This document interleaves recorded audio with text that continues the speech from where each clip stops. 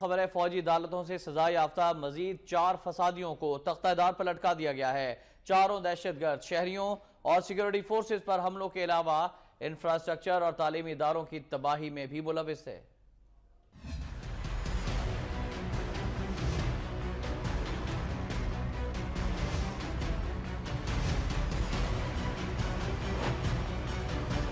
فسادیوں کو انجام تک پہنچانے کا سلسلہ جاری۔ فوجی عدالتوں سے سزا یافتہ 4 انتہائی خطرناک دہشت گردوں کو پھانسی پر لٹکا دیا گیا۔ ISPR کے مطابق دہشت گرد محمد ابراہیم، رضوان، سردار علی اور شیر محمد خان کو خیبر پختونخوا کی جیل میں تختہ دار پر لٹکایا گیا۔